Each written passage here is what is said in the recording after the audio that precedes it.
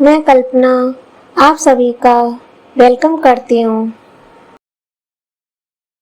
माघ महात्म्य का 24वां अध्याय प्रारंभ। लोमेश जी कहने लगे कि वह राजा पहले तो तामिश्र नामी नरक में गया, फिर अंध तामिश्र नगर में जहाँ पर अति दुखों को प्राप्त हुआ, फिर महारौरव, फिर कालसूत्र नामी महानरक में गया, फिर मूर्छा को प्राप्त हो गया।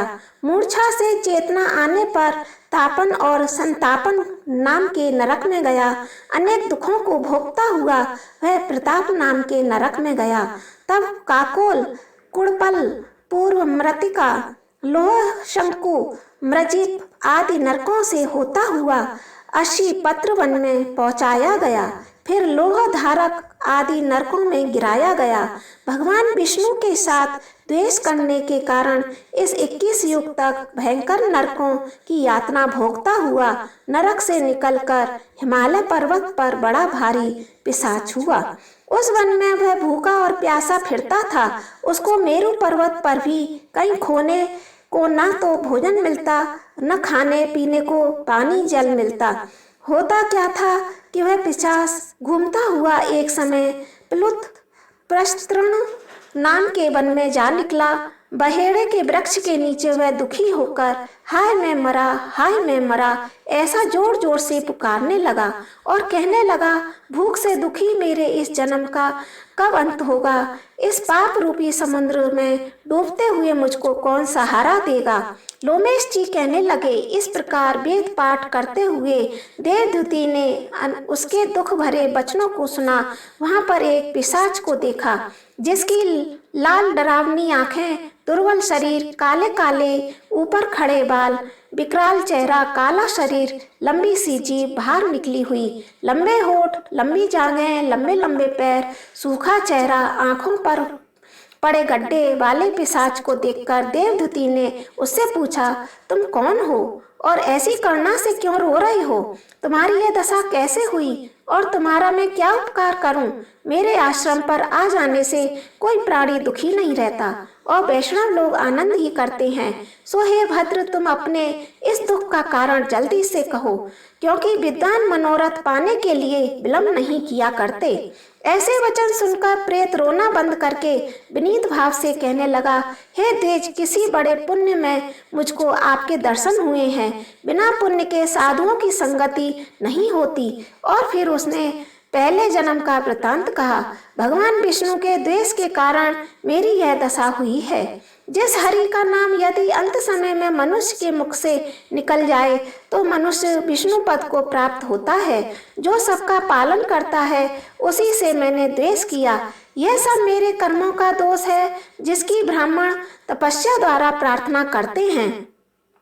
ब्रह्मादि देवता, सनकादि ऋषि जिसको मुक्ति के लिए पूजते हैं, जो आदि मध्य अंत और विश्व का विधाता और सनातन है, जिसका आदि अंत और मध्य नहीं है, उस भगवान के साथ मैंने द्वेष किया। जो कुछ मनुष्य किए गए पहले जन्म में किए हैं वह सब विष्णु की देश रूपी अग्नि में भस्म हो गए। यदि किसी प्रकार मेरे इस पाप का नाश हो जाए तो हे भगवान, विष्णु के सिवाय किसी और देवता का पूजन नहीं करूंगा। विष्णु भगवान से द्वेष कर मैंने बहुत बड़ा नरक यातना भोगी है और पिशाच योनि में पड़ा हूँ।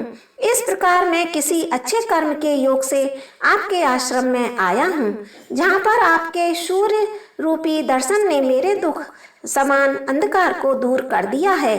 अब आप कोई ऐसा उपाय बताइए जिससे मेरी यह पिशाच योनि दूर हो जाए, क्योंकि सज्जन पुरुष उपकार करने में देर नहीं करते हैं। देवदूती कहने लगे कि यह माया देवता, मनुष्य, असुर सबकी स्मृति को मोहित कर देती है, जिससे धर्म का नाश करने वाला द्वेष उत्पन्न हो जाता है।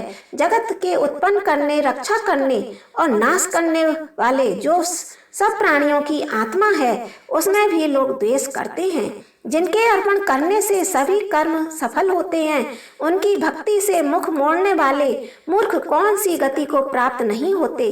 चारों वर्णों का वेदोक्त हरि का भजन करना ही उत्तम है, अन्यथा कुमार्ग में चलने वाले मनुष्य नरक के गामी होते हैं।